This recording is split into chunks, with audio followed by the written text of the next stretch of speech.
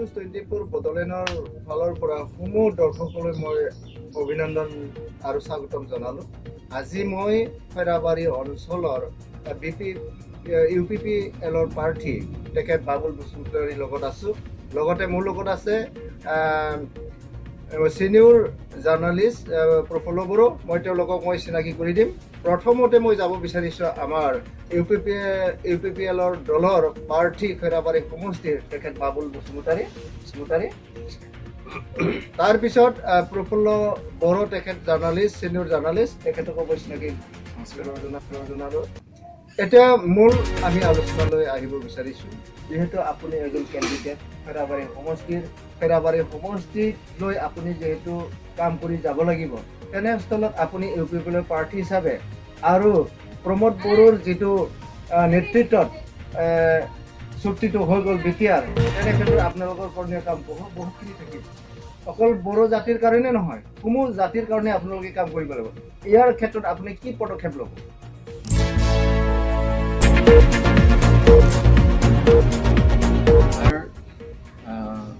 যি এটা নতুন BTR শান্তি চুক্তি হৈ গ'ল, এই শান্তি চুক্তিৰ জৰিয়তে আমি এটা কথাই উপলব্ধি কৰিব পাৰিছোঁ যে বড়োসকলৰ দীৰ্ঘদিনীয়া যি সংগ্ৰাম, এই সংগ্ৰাম দুই ধৰণে চলিছিল।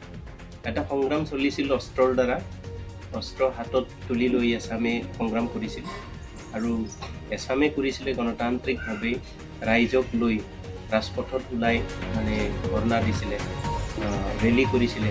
তেনেধৰণৰ আন্দোলন, এই দুই ধৰণৰ আন্দোলন আমি দেখিলোঁ।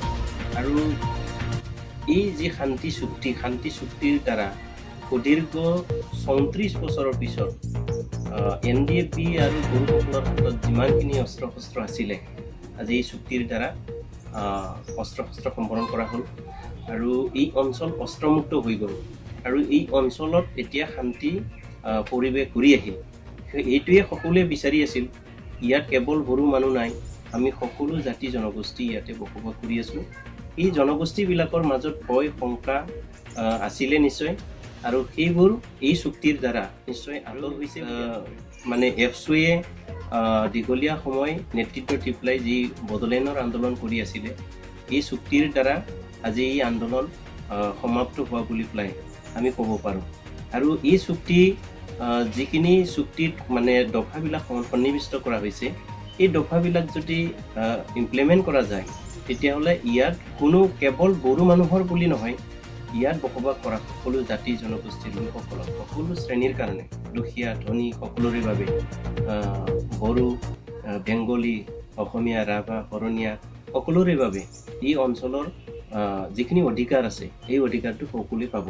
আৰু এই ক্ষেত্ৰত বলিষ্ঠ পদক্ষেপ আমাৰ প্ৰমোদ দলে ইলেকশ্যনত খেলিবৰ কাৰণে, অংশ ল'বৰ কাৰণে আগভাগ ল'বৰ কাৰণে ইতিমধ্যে আমাৰ প্ৰাৰ্থীসকলে নমিনেশ্যন দিয়াৰ পিছত ইলেকশ্যনৰ কেম্পেইনিং চলিলে।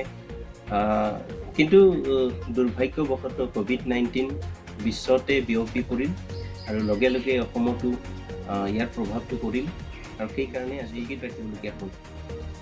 এইটো মুহূৰ্তত আপোনাক আকৌ প্ৰশ্ন এটা সুধিব বিচাৰিছোঁ। BTD বাহিৰ যিহেতু অকল এটা জাতিৰ নহয়, বিভিন্ন জাতিৰে গঠিত BTDখন এতিয়া বৰ্তমান নতুন চুক্তিত BTR হ'ল। তেনেস্থলত আপোনালোকে BTR বাহিৰ অন্য কাষ্টৰ মানুহক কিমান আঁকোৱালি ল'ব পাৰিছে বা তেওঁলোকে কিমান আঁকোৱালি লৈছে আপোনাৰ? হয়, এইটো এটা গুৰুত্বপূৰ্ণ কথা। আৰু আমি চুক্তি স্বাক্ষৰ হোৱাৰ পিছৰে পৰা আমি যেন এই চুক্তিক লৈ পেলাই সকলোৱে সন্তুষ্টি লাভ কৰিছে, আৰু এনেকুৱা এটা অনুভৱ হয় যেন সকলোৱে সেয়াই আশা কৰি আছিল। এটা চুক্তি হওক, NDAP সংগঠন আছে, সেইটো চুক্তিৰ দ্বাৰা আহি যাওক, সেইটো কিন্তু চবেই আশা কৰি আছিল। এনেকুৱা যেন আমাৰ অনুভৱ হয়। আৰু আজি NDAPৰ হাতত থকা অস্ত্ৰ শস্ত্ৰবিলাক সম্বৰণ কৰা হ'ল। তাৰ পিছতে শান্তি পৰিৱেশ কৰিব বিচাৰে। আৰু এই লকডাউন যদি নহ'লহেঁতেন, চবেই কিন্তু ভয় আৰু শংকামুক্ত হৈ চলিব পাৰিছিল, ঘূৰি ফুৰিব পাৰিছিল। আগতে যেনেকে ভয় ভাৱ লৈ পেলাই ঘূৰিবলগীয়া হৈছিল, এতিয়া কিন্তু সেইটো নাই। গতিকে সকলোৱে এটা মানে বিচৰা যি পৰিৱেশ সেইটো পোৱা বুলি অনুভৱ হয়। এতিয়া বিভিন্ন জাতি জনগোষ্ঠীৰ লোকসকলে এটা BTC অঞ্চলত পৰিৱৰ্তন বিচাৰিছে। UPPL ৰ লগত আজি বিভিন্ন জাতি জনগোষ্ঠীৰ যিবিলাক মানে দল সংগঠন আছে, তেওঁলোকৰ নেতৃবৰ্গই এতিয়া ইতিমধ্যে UPPL দলত যোগদান কৰিছে। আৰু UPPL দলত এইকাৰণে যোগদান কৰিছে, এটা পৰিৱৰ্তন লাগে। আৰু চুক্তি স্বাক্ষৰকাৰী হিচাপে প্ৰমোদ বড়ো ডাঙৰীয়া, গোবিন্দ বসুমতাৰী ডাঙৰীয়া, আমাৰ ৰঞ্জিত বসুমতাৰী ডাঙৰীয়া, তেওঁলোকে UPPL দলৰে নেতা হৈ থাকিল। গতিকে সকলোৱে এই UPPL দলত যোগদান কৰিছে। এই UPPL দলক সকলোৱে আঁকোৱালি লৈছে আৰু UPPL ৰ দ্বাৰা BTAD অঞ্চলৰ বা BTR অঞ্চলকে আশা কৰি আছে। এইটো ক্ষেত্ৰত আপোনালোকে চিয়ৰ নে বা আপোনালোকে দৃঢ় প্ৰতিকল্প নে যে আপুনি BTR-ৰ যিটো ইলেকশ্যন হ'ব তাত আপোনালোকে চৰকাৰ গঠন কৰিব? নিশ্চিতভাৱে গোটেই BTC অঞ্চলত এটা পৰিৱৰ্তনৰ ঢৌ নিশ্চয় উঠিছে আৰু সকলো শ্ৰেণীৰ ৰাইজে, সকলো স্তৰৰ ৰাইজে আজি পৰিৱৰ্তনটো বিচাৰি আছে। আৰু আমি দেখিবলৈ পাইছোঁ যোগদান UPPL দলৰ ইয়ে মানে এটা প্ৰমাণ বুলি আমি ক'ব পাৰোঁ। এটা এনেকুৱা পৰিৱেশ আহি গৈছে, UPPL দলত এনেকুৱা এটা জনগোষ্ঠী ৰৈ যোৱা নাই যিয়ে নেকি UPPL দলত যোগদান কৰা নাই। সকলো জনগোষ্ঠীৰ লোকে UPPL দলত যোগদান কৰিছে আৰু আচলতে প্ৰত্যেক জনগোষ্ঠীয়ে UPPL দলক আঁকোৱালি লৈছে। আমি দেখিবলৈ পাইছোঁ গাঁৱে ভূঞে যদি আমি সোমাই যাওঁ, UPPL বুলি কওঁতে আৰু বেলেগ ব্যাখ্যা কৰিব নালাগে, সকলোৱে আঁকোৱালি লৈছে, সকলোৱে আগবাঢ়ি আহিছে। গতিকে এইটো এটা মানে পজিটিভ দিশ। আমি দেখিলোঁ তেওঁ UPPL-ক সম্পূৰ্ণ মানে প্ৰতিদ্বন্দ্বিতাৰে জিকি যাব বুলি।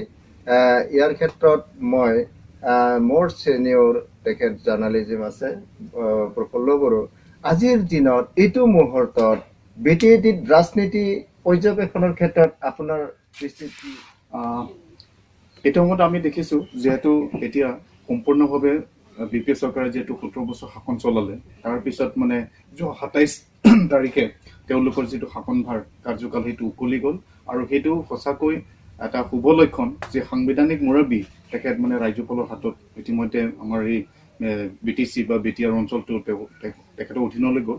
গতিকে এইটো এটা পৰিৱৰ্তন আৰু হৈছে যে পৰিৱৰ্তন কৰিবৰ কাৰণে হয়তো কিন্তু এইবাৰ ৰাইজ স্বতঃস্ফূৰ্তভাৱে ওলাই আহিছে।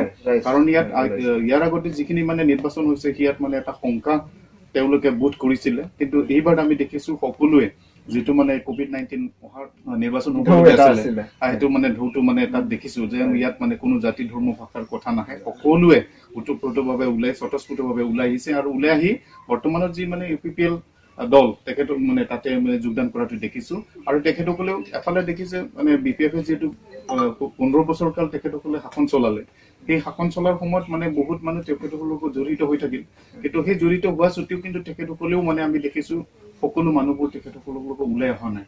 কিন্তু আজি পৰিৱৰ্তন বিচাৰিয়ে বিভিন্নজনে বিভিন্ন দলত মানে ইতিমধ্যে আমি যোগদান কৰাটো দেখিছোঁ। গতিকে ইয়াৰ পৰা আমি এটা স্পষ্ট যে এইবাৰ হয়তো মানে সম্পূৰ্ণভাৱে হয়তো পৰিৱৰ্তন ঢৌ আহিব। কাৰণ এইফালে আমি দেখিছোঁ যে যিটো মানে আমাৰ সাংসদ মাননীয় নৱ শৰণীয়া দেৱৰ যিখিনি মানে গণ সুৰক্ষা মঞ্চ বা পাৰ্টি তেখেতেও মানে এটা পৰিৱৰ্তনৰ কাৰণে যিহেতু এটা লাগি আছে, গতিকে সেইফালৰ কিন্তু মানে তেখেতসকলেও যথেষ্ট মানে আসনটো পাব। কিন্তু এফালে UPPL-এ যিটো এটা সুবিধা আহিল, যিটো মানে